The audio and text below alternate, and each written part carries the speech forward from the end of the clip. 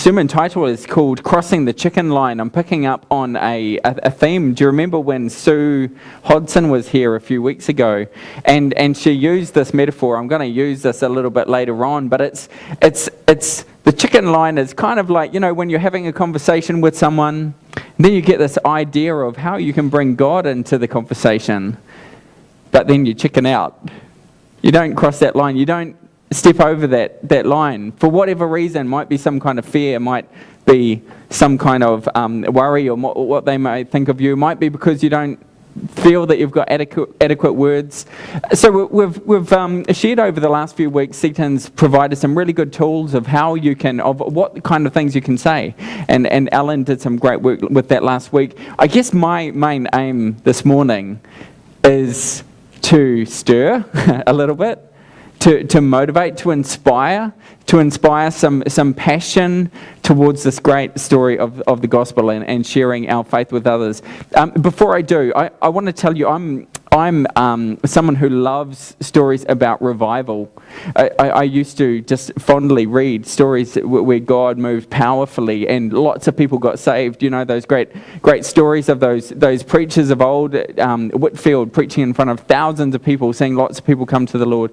Great revolutions of faith and people coming to Jesus, and missionaries who have gone out all around the world to bring the gospel to places. And so I wanted to tell you about a particular missionary who went out and saw a lot of people come to the Lord.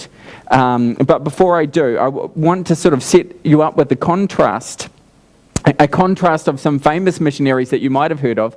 Has anyone heard of William Carey? William Carey, a famous Baptist missionary who went to India. Did you know that when he went to India, he preached for 7 years? He did a whole lot of other stuff, some amazing different stuff, not just proclaiming the message, but some really great integrating with life and bringing change and transformation to that place. But did you know that he preached for 7 years before he had his first person baptized? 7 years.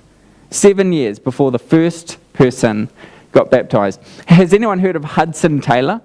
Hudson Taylor, founder of the China Inland Mission. He had a pretty good, successful ministry. Over the course of around about 50 years, he saw 50,000 people come to the Lord. That's exciting, eh? Isn't that incredible? How would you feel if there was a story of a person who, just within the space of days or weeks, saw 120,000 people come to the Lord? True story. True story. And I'm going to tell you about this guy. I'm going to let you try and guess who. But first, I've got a quote, but I can't find that click thing. It's just disappeared. So Sam is going to have to be my click. Here's a quote. How can you sleep? Get up and call on your God. Maybe he will take notice, and we will not perish. If you know who that quote is from, don't tell us yet, but have a think about that. We're going to use this quote. Right at the moment, I believe that we are in a very significant time in our nation's story. This year being the 200-year anniversary of the gospel. Just next month, only weeks away, we have the most significant organised campaign to bring the gospel into every single home in our country. The first time that this has happened in over 30 years. This is significant, right? This is significant. It's only going to work, though, if people like us, like you and me, actually cross that chicken line and have conversations with people about God and faith. Because what's happening is there's going to be TV ads, there's going to be materials going into people's homes, but these are conversation starters. That's not to do the whole job for us. And it depends on us having the courage to go out and step out and have conversations with friends, relatives, family members, people who don't know the Lord. But there is a significant opportunity before us. I want to share a quick story about something that's happening nearby us in this region in the Bay of Plenty, Kawarau. a really tough community, really difficult community. Did you know, just a couple of months ago, there was a church there. They decided to organise a youth event. They had a guest speaker come in, someone that was a group that was visiting from America. So they organised this youth event at a public hall or something, might have been the college, I can't remember. They were expecting maybe 100 people to come up, but that night they were blown away. More than 400 people turned up that night. And that night, I'm told that nearly 100 people gave their life to the Lord. Amazing. Did you know that in that town, since then, they've been having revival meetings 4 nights a week, Wednesday, Thursday, Friday, Saturday night, every single week for the last few months. People are coming to the Lord. I heard, I don't know if it's true, that one day they had to even shut down school because things were going so crazy with all these young people coming to the Lord and just with some of the things that were happening there. There's some exciting times around us. You know, just recently here, we had a youth event here and a young man preached and 7 young people came to the Lord that night. This is incredible times, and I don't know how you feel about it, but I actually think that God is moving. I think that God is stirring. I think that God is wanting to do something big in our town. I've got big dreams and hopes and faith that God is stirring. I'm hearing conversation of people here in this church that are just starting to find it easier to talk about God, of people praying for other people in the streets. I've heard stories of whangamatau, of these kids, these hard kids that are suddenly starting to have prayer meetings in the courtyard. God's doing something, and we've got this great choice over the next couple of months. Are we going to be part of that or not? We're going to sit back ignorant of what's happening around us. The story I want to share with you, this great revivalist that saw 120,000 people cry out to God in repentance. This is the story of Jonah. Jonah and the message, the call to go and tell the people in Nineveh about God. And they responded, 120,000 people of the city that was perhaps the most significant, influential city in the entire world at the time. The center of the Assyrian army that was a pretty devastatingly horrible group of people to go to. Did you know what the Assyrians used to do? They were evil, man. When they went out into battle, rather than just killing off the other villagers, I mean, as if that wouldn't be bad enough, but what they used to do is they used to mutilate them, and they used to like sever their limbs, cut off limbs, so that they'd leave them crippled and disabled and living a life of shame and pain.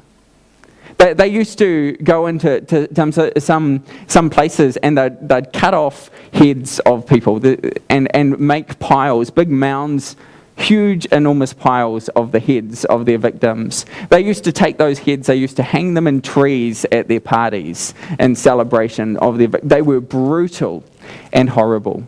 And if you open with me to the beginning of the story of Jonah, it's on page 916. Now the story of Jonah and the minor prophets. I'm not sure how you would feel if God asked you to go to a nation like that, to a bunch of people like that, and tell them that God is not very pleased with their actions. I'm sure that I would have done the same thing. Sure, I would have run away in the opposite direction. Sam, could I have your clicky skills? Jonah and the big fish. I wanted to begin the story at the end. The story about this great revival that happened in Nineveh. Because I think sometimes when we read the story of Jonah, we get hijacked by this fish. And this is how I remember the story. A kid's story with a big fish that came and ate Jonah. And this is a true part of the story, right? It's a miracle. It's probably one of the kind of stories that Dawkins looks at and says, fable, But I happen to believe in a God that created the entire universe and a Christ that was raised from the dead and conquered death itself. So I actually am comfortable with miracles happening in the Bible. That's just my take on the story. But the fish, I think, has hijacked the story. The story's not about Jonah and a big fish. It's a story about Jonah and something else. And this week and next week, I want to kind of explore what that something else be. What's the point of the story? Next slide, please, Sam. Maybe it's about this great message from God to go to Nineveh, that great city, that huge and enormous place full of evil and violence. Maybe it's about the great message that Jonah is to go and to take there. Next slide, please, Sam. Maybe the story is about Jonah and the big runaway in the opposite direction, running away from the call of God. I would like to read some of this passage to you.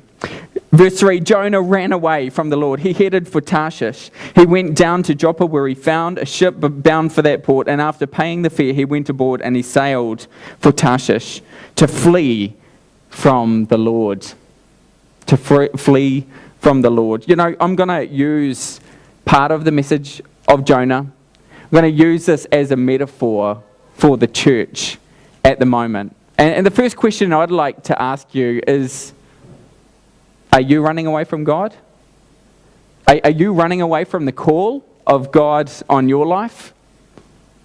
This is an important question for us. God has assigned a mission for all of us. The first step of that is to embrace Jesus and embrace his salvation. You might be here and you might never have given your life to Jesus for whatever reason, even in this setting where you'd think, hey, everyone's here to come and worship God, but for whatever reason in your heart you may not have crossed that line. That's the first line to cross over. There is a Saviour who wants to save you, to bring life to you. He's been chasing you, because he loves you and he cares about you.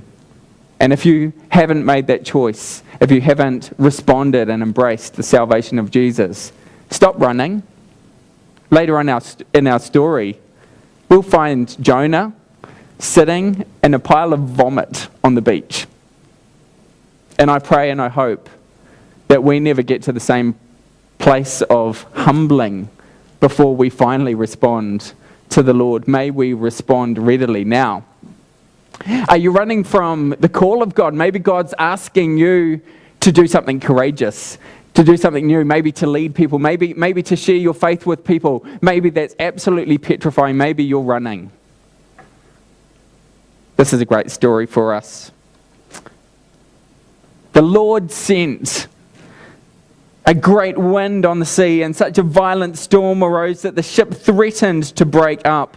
And all of the sailors were afraid, and each one cried out to their own God. And they threw all their cargo into the sea to try and lighten the ship. Can you imagine that scene?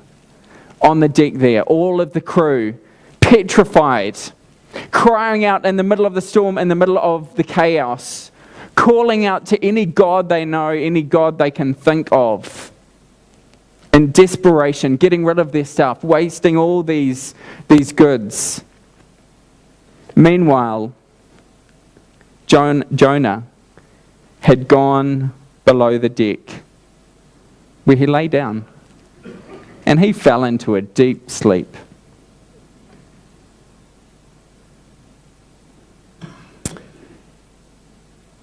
I've got this question. How could he possibly be asleep? Right? The story, it sort of echoes a little bit with the Jesus story of Jesus being in the storm. That one's different though, because Jesus is the creator of, Jesus was involved in the creation of the world. Jesus has power and authority over nature. He could never ever be harmed by nature because he was involved in its creation, right? And Jesus was about to demonstrate his authority over nature. But this story's different. Here's this chaos happening around it. Here's a storm, this crisis. People are crying out, they're screaming to their gods. And he's asleep, down in the cabin, in his bed, where it's comfortable. And I've got this question, how could he be asleep when there's a storm going on? And yet this question is what I think that God is asking me. Tim, how can you sleep? When right around you in this world there is chaos going on, there's a storm, people are crying out to something, they're crying out to a god, to an idol, to anything they can get their hands on, they're crying out. And I'm living in this place of comfort, security, rest, sleeping. Is this story, this metaphor, a metaphor of the church? And that quote, could I have the next slide, Sam? Sam, slide. This is the quote of the captain of the ship, the leader of this scene. How can you sleep? Get up. Call on your God. Maybe he will take notice of us. I wonder when we'll get to the point where our nation is so desperate for God that they're asking us, come on, God, tell us what you believe we need to know. Because right now I think in this nation people are hungrier than we realize. People are crying out for something. And we look at it as a kind of a life of idolatry. They're putting all their hopes in material possessions and things and just getting so obsessed and entertainment and all of that things, or drugs or alcohol, all of those things. But this is a form, yes, of idolatry, yes, but do you know why? It's because they have broken, empty hearts that are longing to be saved. Longing for something, crying out, wanting to fill that gap with anything they can find. And meanwhile, there are churches full of people in this nation in comfort, in security, asleep. Asleep. And the captain of this ship comes down. How can you sleep? Get up. Call on your God. Maybe he will save us. This sentence, this verse, has impacted me significantly over the last few weeks. And I think it's going to be my verse to memorize and to remember, to hold in my thoughts over the next couple of months. How can you sleep? Get up, call on your God. Maybe he will save those around us. By the way, this is Jonah is one of the books of the minor prophets. You know what the role of the minor prophets is? It's to stir people up. To stir people's passion, to put their faith back in God again. To stir people up from a place of complacency. To point to God in the middle of what was happening in the story. And you know what? I feel as though that right now that God is asking me to take on some of that season of prophetic speaking, describing the situation we're seeing, stirring and motivating people towards action. I believe this is the season that we're in. You know what happens next? Jonah comes back up on the deck, and he explains the situation. And they were terrified because now they recognize that the God who created the sea is the God that is causing this because of this one man's disobedience. And so he says, throw me overboard, but they're like, no, we're not going to do that because then God will be angry with us. And so their response is they tried to row back to land, but they couldn't do it. The sea grew even wilder, and they finally cried out to the Lord, Lord, please don't let us die for taking this man's life. Don't hold us accountable for killing an innocent man. For you, O Lord, have done as you pleased. And then they took Jonah, threw him overboard, and immediately the raging sea was calm. Do you know what they did next? Verse 16, at this, the men greatly feared the Lord, and they offered a sacrifice to the Lord, and they made vows to him. They turned to God. That's what happened. I mean, kind of a stink ending for Jonah in this particular part of the story. But all of that crew, who had been desperately seeking the help of other idols, suddenly, when they became aware of the one true God, and they saw evidence of that, they turned to him. They worshipped. They made vows to this God. Meanwhile, the Lord provided a great fish to swallow Jonah, and Jonah was inside the fish for 3 days and 3 nights. Can I have the next slide, Sam?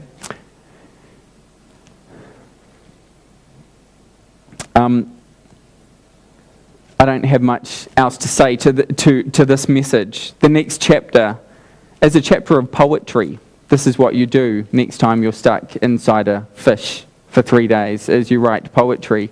This is some of the poetry that Jonah writes. As my life was slipping away, I remembered the Lord, and my earnest prayer went out to you in your holy temple.